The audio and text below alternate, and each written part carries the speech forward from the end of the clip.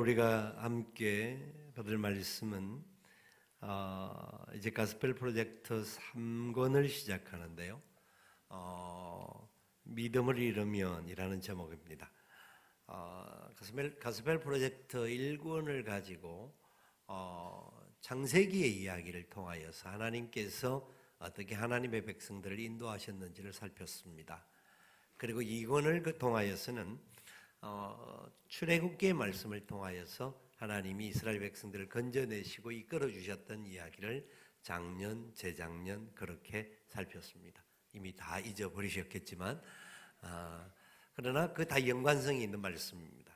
오늘부터는 이제 3권의 말씀인데 하나님께서 이스라엘 백성들을 구원하실 계획을 삼으시고 그 계획하심을 실행하시고 그 실행하시는 부분들이 나중에 완성되어지도록 하는 것을 하나님은 계획하고 계십니다. 그 속에 특별히 이제 그 하나님의 구원 계획의 그 실행 단계에 들어가는 과정 속에 이제 이스라엘 백성들의 믿음에 흔들리는 모습들이 오늘 본문에서부터 시작되어집니다.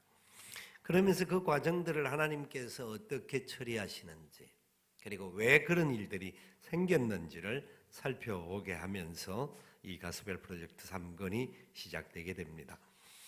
하나님은 이스라엘 백성들에게 약속하셨습니다. 그들을 향한 하나님의 영원한 생명을 주시겠다라고 약속하셨고, 그리고 나중에 아브라함을 부르셔서 이제 그 자손 대대가, 그 자손 모두가 하늘의 별과 같고 바다의 모래같이 많아지면서 큰 민족을 이루겠다라고, 그리고 그들이 젖과 꿀이 흐르는 가나안 땅을 차지하게 될 것임을 이미 창세기 15장에서 약속하셨습니다. 그 약속을 이루어가는 과정 속에 때가 차지 않았기 때문에 그때는 그 가나안 7족들의 죄악이 관영되어질 때까지 하나님 기다려주셨고 참아주셨습니다. 그리고 나서 그 시간 속에 이제 이스라엘 백성들의 인도함을 받게 되는데, 그 땅에 기근이 오고 어려움이 생길 때 요셉을 먼저 보내신 하나님의 역사를 이어서 이스라엘 백성들, 야곱 가족들이 애굽으로 내려가죠. 그래서 애굽에 내려가서 지나는 시간이 건 400년 가까운 시간을 지냅니다. 그러니까 400년이라는 긴 장구한 시간 동안 백성들은 하나님의 약속을 잊어버렸을 수도 있을 것입니다. 그러나 하나님께서는 틈틈이 계속해서 하나님의 약속이 흘러가도록 가르쳐 주셨고, 그리고 그들을 건져내기 위하여서 모세를 세우셨어요. 처음에 모세가 스스로 그 일을 하기를 소망하여 달려들었지만 넘어지게 되고 도망가게 되지만 나중에 다시 하나님 모세를 부르셔서 그 모세를 통해 이스라엘 백성들을 애굽에서 건져내십니다. 건져내시면서 10가지 재앙을 일으키고, 그리고 마지막 그 애굽을 나가게 하는 과정 속에 홍해 사건을 만나게 하죠.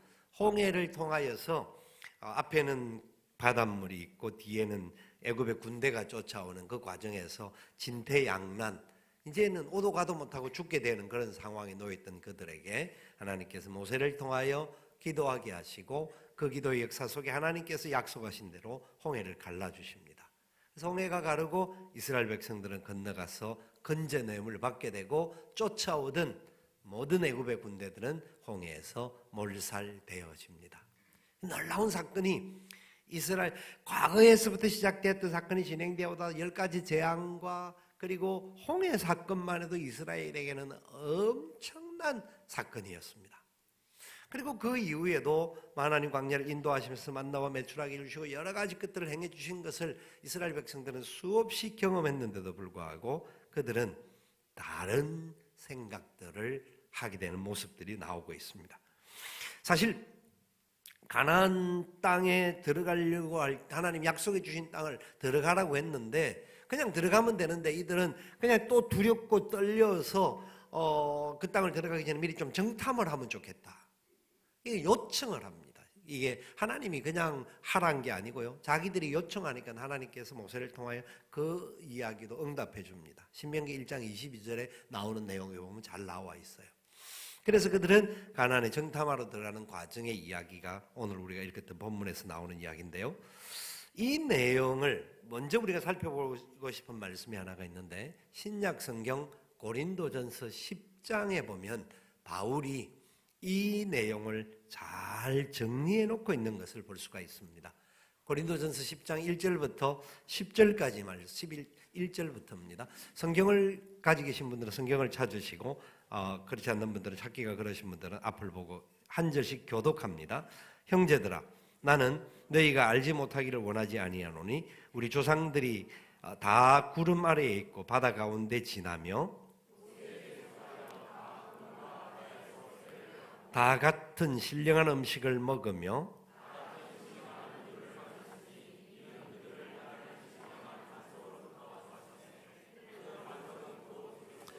그러나 그들의 다수를 하나님이 기뻐하지 아니하셨으므로 그들이 광야에서 멸망을 받았느니라.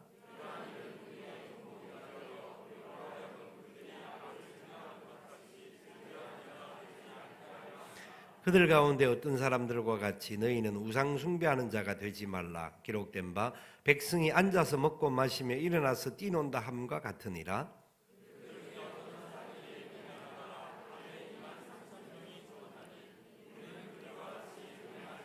그들 가운데 어떤 사람들이 주를 시험하다가 뱀에게 멸망하였나니 우리는 그들과 같이 시험하지 말자.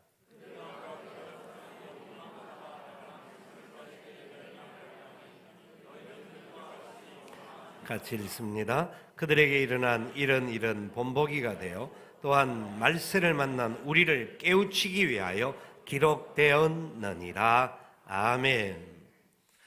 광야의 이야기는 광야의 이야기로 끝이 아닙니다. 신약시대에 와서 고린도 교회에도 그것이 바로 본보기가 됨을 말씀해 주셨고 바울은 그것을 정리해서 선포했습니다. 그리고 그 이야기는 신약시대에 끝난 것이 아니라 지금 이 시대를 살고 있는 저와 여러분들에게도 연장선이 되어지는 본보기라는 것을 아셔야 합니다. 하나님께서는 이 말씀들을 통해서 우리에게 주시는데 이스라엘 백성들이 전체적인 부분에 대해서 문제점이 있는 것을 하나님이 드러내시는 이야기가 왜 이랬을까요? 첫 번째 기억해야 할 것은 이들은 믿음이 없어짐으로 인하여서 믿음을 잃게 됨으로 말미암아 엉뚱한 것을 보게 되었습니다. 보기는 보는데 엉뚱한 것을 보는 겁니다. 아브라함에게 약속하셨던 역사를 이루기 위해서 이제 그들에게 애굽의 역사까지 다 이루시고 이제 가나안 땅에 들어가게 하시는데 그들이 정탐하고 돌아와서 보고하는 내용이 이겁니다. 이 본문 오늘 읽었던 내용에 보면 27절에 이렇게 그들은 정탐한 내용을 보고합니다. 26절, 27절 보니까 한마디 말로 너무 좋은 땅이다. 그 땅의 과일도 이렇게 풍성하다라고 하는 참 좋은 보고를 합니다. 그런데 참 좋은 보고가 그것으로 끝이 나와서 믿음으로 가야 되는데 28절에 보십시오. 뭐라고 합니까? 그러나 좋습니다. 그 땅에 좋은 것 많고요. 기름지고요. 진짜 젓가꿀이 흐르고요. 그래서 과일도 이렇게 잘 익어요. 그러나 그 땅 거민은 얼마나 장대한지, 그 땅의 산성은 얼마나 이게 쳐들 올라가기가 힘든지, 이런저런 상황에 대해서 그들은 심히 크고 두려운 마음으로 그러나 라는 이야기를 합니다. 그리고 나서 33절에 뭐라고까지 이야기를 합니까? 우리는 그들에게 비교하면 뭐와 같다? 메뚜기 같다. 메뚜기 같다. 하물며 그들이 우리 볼 때는 어떻게 하겠습니까? 하며 그러나의 고백을 합니다. 자, 지금 이스라엘 백성들, 이 정탐꾼들이 그곳에 가서 정탐을 하게 되었는데, 여러분, 이스라엘 이 12명의 정탐꾼들은 그냥 그 한 지파의 심부름꾼 정도가 아니었습니다. 12명의 정탐꾼들은 각 지파의 대표하는 사람이었습니다. 그러니까 거의 최고의 지도자들급이라고 해도 과언이 아닙니다. 그러면 이들이 하나님의 역사를, 그동안 진행했던 하나님의 역사를 몰랐겠습니까? 여러 가지 상황에서 인도해 주심에 대하여서 그들 나름대로 정리된 것들도 있었을 겁니다. 그런데 그들은 현실, 팩트라고 하는 것을 말을 하면서 이게 팩트다, 사실이다. 그러니까 우리 힘으로는 안 된다. 그들의 원망과 불평이 얼마나 안타깝게 나왔는지 모릅니다. 그들의 눈에는 그 상황이 하나님이 붙여주시는 땅으로 생각되어지지 않고 자기들이 생각할 때 자기들의 눈과 자기들의 힘으로 생각하면 도무지 이거는 갈 수가 없다. 안 된다. 안 된다. 라고 하는 안타까운 고백들이 나오는 겁니다. 성경의 다른 사건들을 보면 좀 이해가 좀 쉬울 것 같습니다. 구약 성경에 사무엘상 17장에 다윗과 골리앗의 이야기가 나오죠. 그 이야기를 다 잘 아실 겁니다. 다윗과 골리앗 혹시 처음 오신 분, 교회 생활 얼마 안 하신 분들은 그 이야기가 무슨 이야기냐면 그래도 어느 정도 압니다. 세상에도 다윗과 골리앗의 이야기는 어느 정도 다 아는 이야기입니다. 근데 그 이야기의 본질은 이겁니다. 골리앗이 등장하여서 그 장수가 이스라엘 백성들에게 외칩니다. 너희들 중에서 나와 싸워서 1대1로 쉬운 말로 다이다이를 해가지고 게임을 끝내자. 이렇게 이야기를 하는 겁니다. 그런데 그 있던 사울 왕을 위시하여서 다윗의 형들 그리고 많은 장수들이 있었는데도 불구하고 그들이 벌벌 떠는 겁니다. 왜요? 자기들의 눈으로 보니까 골리앗은 너무나 장대하고요. 키도 클 뿐만 아니라 무기도 보통 무기가 아니고 목소리가 호령하는데 이거는 막 천하를 흔들듯이 목소리가 큰 걸 보니까 기가 죽은 겁니다. 여러분, 사울 왕도 위대한 왕이고 장수들도 있는데도 불구하고 그들은 자기들의 모습을 메뚜기같이 여기는 심정으로 골리앗을 보았던 겁니다. 그러니까 감히 그 전투 앞에 자기가 개죽음 안 당하려고 나가지 않습니다. 그런데 뭣도 모르는, 진짜 뭣도 모르는 17살 다윗이 쫄랑쫄랑 와가지고 골리앗이 외치는 소리를 들을 때 이게 그냥 있으면 안 되겠다 싶어 자기가 전투에 나가겠다라는 겁니다. 다윗이 앞을 못 봐서 그랬을까요? 앞을 못 보는 장애우기 때문에 그가 그런 큰 소리를 쳤을까요? 다윗도 골리앗을 똑같이 그대로 봤습니다. 골리앗의 모습을 보고 골리앗이 가지고 있는 힘과 권세가 얼마나 큰지 그 소리를 들었습니다. 그런데 다윗은 그 소리에 귀가 죽지 않았습니다. 저 골리앗이 만군의 여호와 하나님을 모독하는 하나님의 눈으로 골리앗을 보았습니다. 그 전투를 아시지 않습니까? 결과가 어떻게 됐는지. 신약에 와서요, 말씀을 묵상하는데 그 생각이 납니다. 스데반 집사가 생각이 나는 거예요. 스데반 집사가 사실 목회자도 사도도 아닌데 그냥 집사로 부름을 받은 사람이었음에도 불구하고 그의 가슴 속에는 예수 그리스도의 십자가 부활이 너무나 컸습니다. 이 영광의 역사가 얼마나 감동이 되고 기쁨이 됐는지 모릅니다. 그가 이 상황들 속에서 사람들에게 복음을 전가합니다. 믿지 않는 많은 사람들이 이스라엘 백성 둘러쳐 있는데 당신들이 죽인 예수 그리스도가 바로 우리의 구원자다. 그분은 우리의 생명이다. 그때 수많은 사람들이 큰 소리로 목소리를 쳤을 겁니다. 저 인간 저거는 그냥 두면 안 된다. 돌로 쳐 죽이자.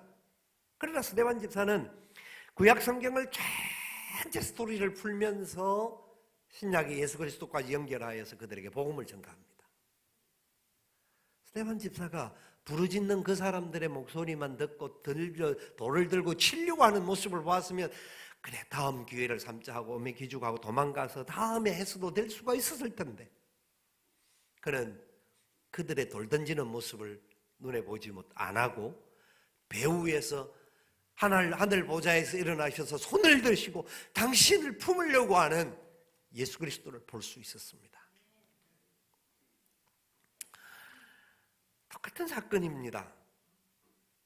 저는 이 구절들을 볼 때에 이스라엘 백성들이 이렇게 했고 메뚜기같이 여겼고 안타까운 마음을 가졌고 그 사람들만의 이야기가 아니라고 생각합니다. 저와 여러분들도 동일한 생각이 아닐까요?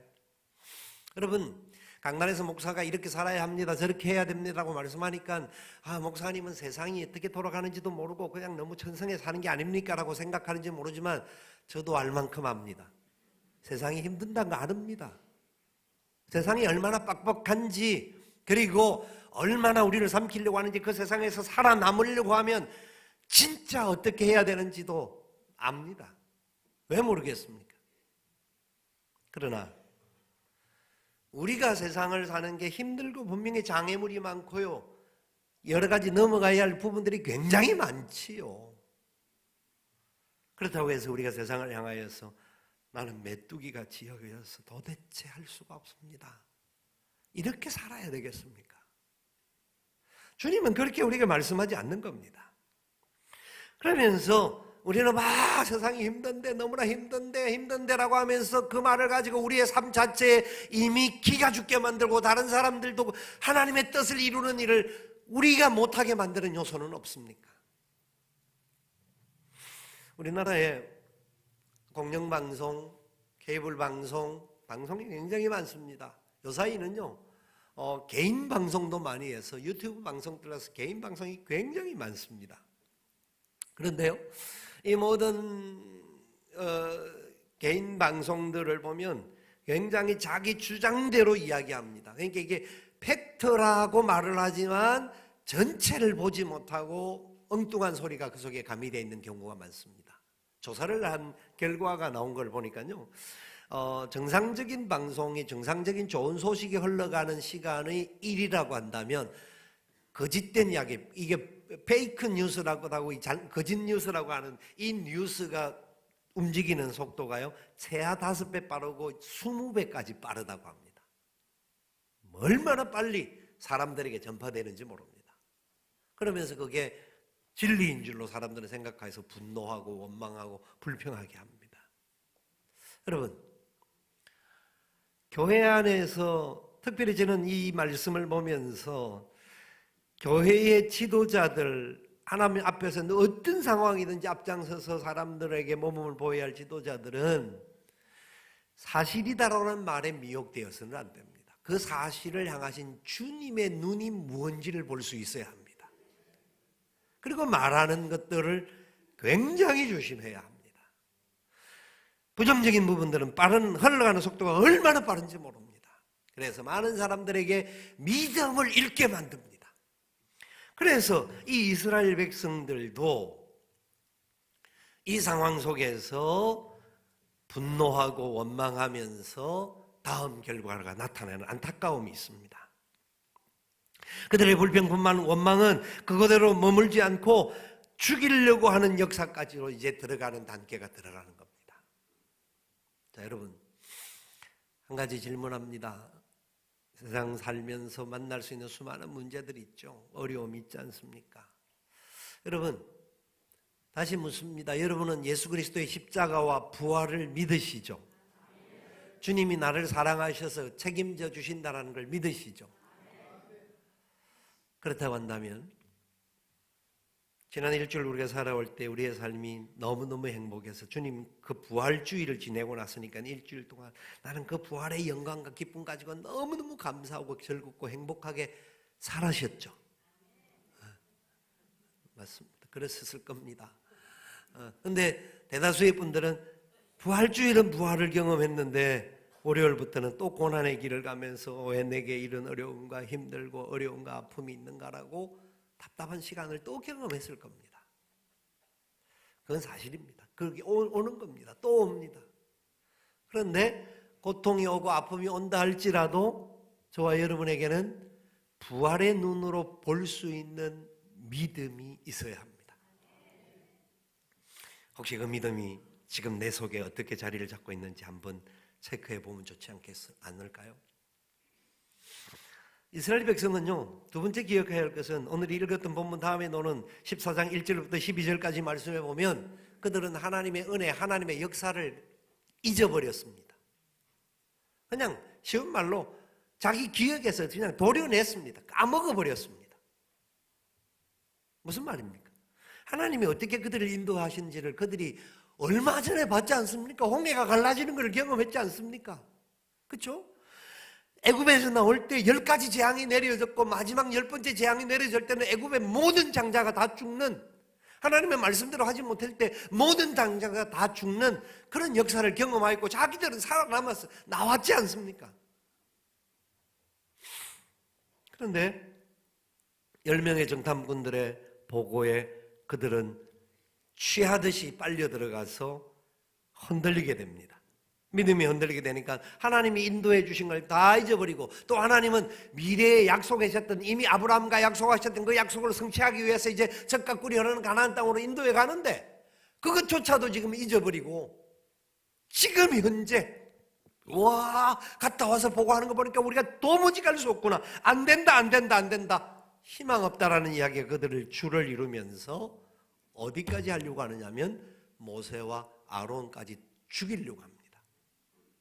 그리고 애굽으로 다시 돌아가자고 지도자를 새롭게 세우려고 합니다. 여호수아와 갈렙까지 참여하여서 회개하며 기도하며 이 백성들을 살려달라고 하나님 하는데 그들조차 돌로 쳐서 죽이려고 하는 이 이스라엘 백성들의 완고함이 왜 그랬을까요? 잊어버렸던 겁니다. 하나님의 놀라운 역사를 잊어버렸던 겁니다. 그들이 종살이했던 그 자리에서 하나님께서 건져주시고 하나님의 은혜 가운데 이끌어주신다는 것을 잊어버린 것 같아요. 아니, 기억 속에 있는지를 몰라도 삶에는 그게 반응되지 않는 겁니다. 그들에게 다가오는 유혹에 그들은 빠지게 됩니다. 흔들리게 됩니다. 여러분, 다시 묻습니다. 예수님이 부활하셨음을 믿으시죠? 부활은 부활주일만 있는 게 아닙니다. 매일의 삶 속에 저와 여러분들과 그 부활의 역사는 함께함을 분명히 믿습니다. 그 은혜 가운데 우리는 살아야 합니다. 근데 우리는 이 백성들과 같이 혹시 잊어버리고 망각하고 살고 있지 않는지, 아니 잊지 않았다 할지라도 너무 힘들어서 어떤 때는 도무지 해결할 수 없어서 답답함을 표현할 수 없는 안타까움 속에 살아가고 있지 않습니까?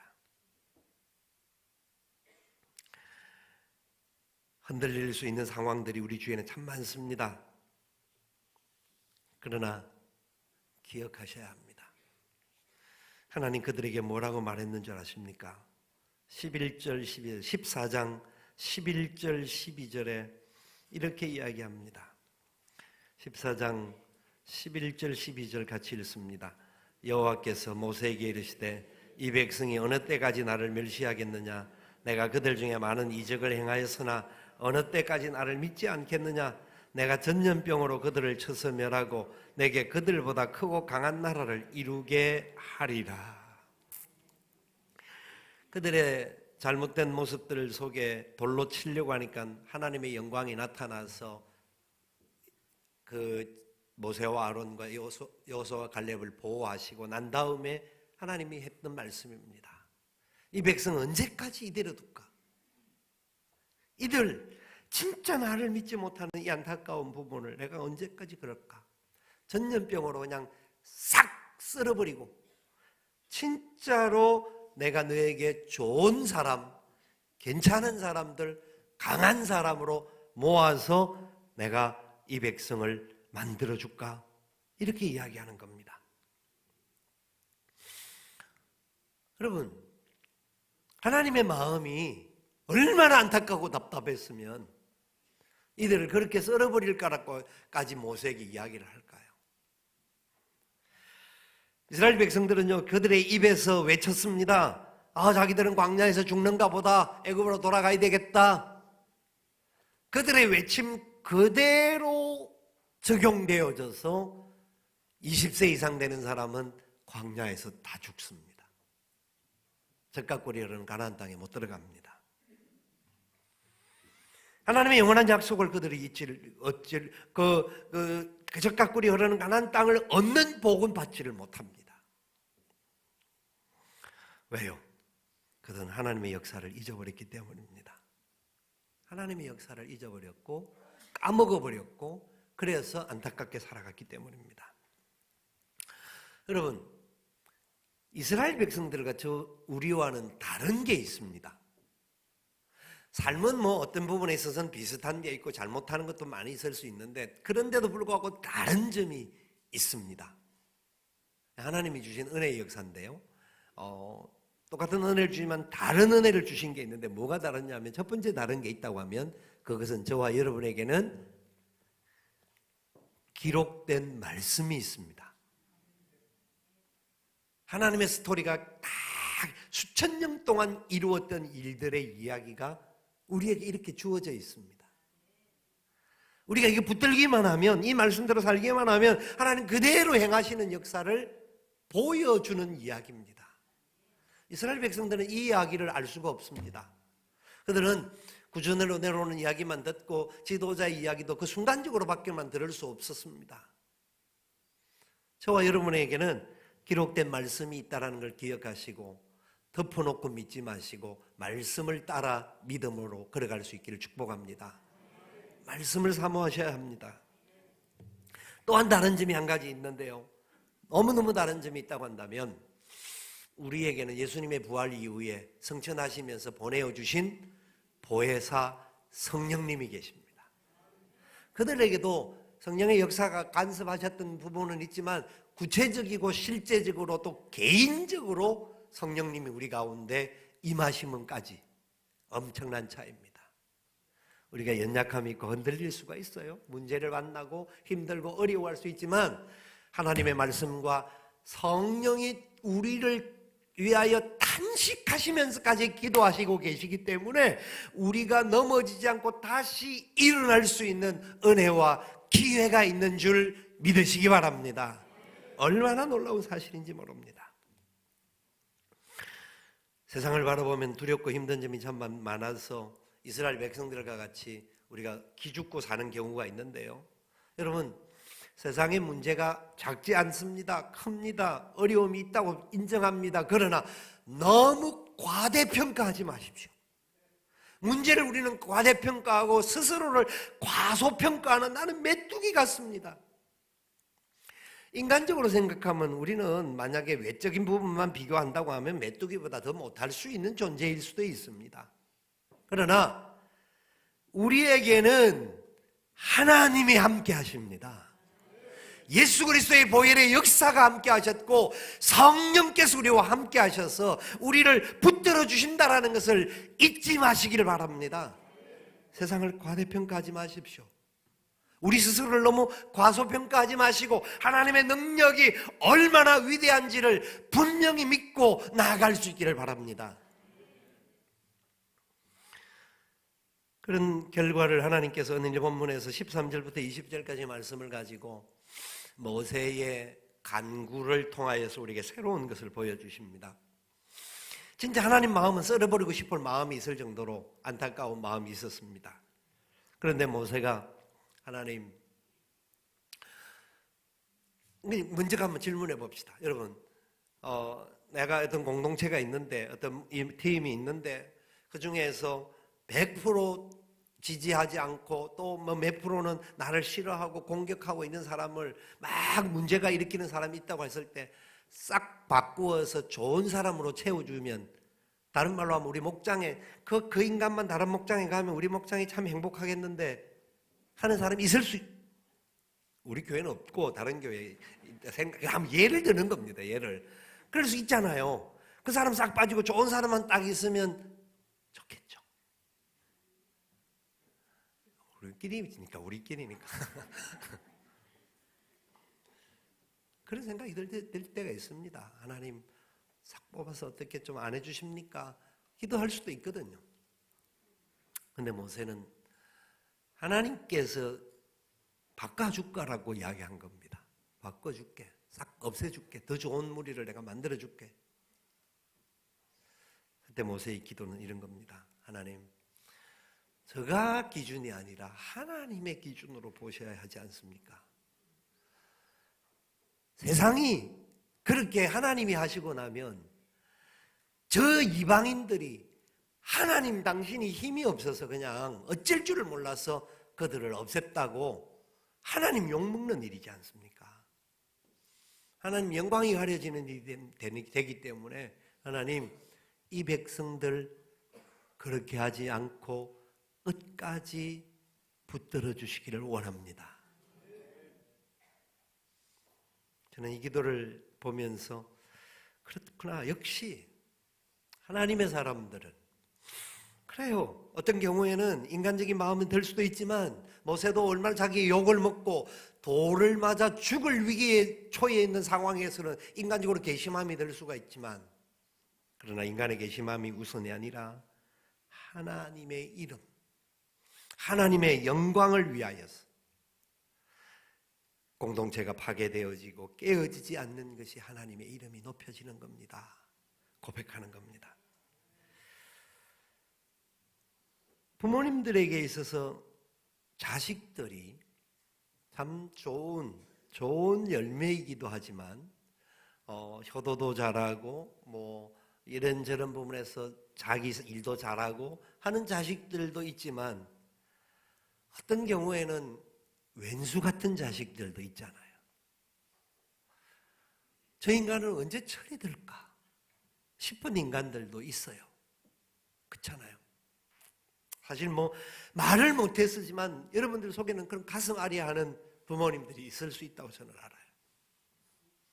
그런데 딱 좋은 남의 집에 말 잘 듣는 자식하고 싹 바꿔주면 좋겠다 싶어 생각하는 생각은 스쳐 지나갈 수 있지만 부모님이니까 그렇게 안 하시잖아요.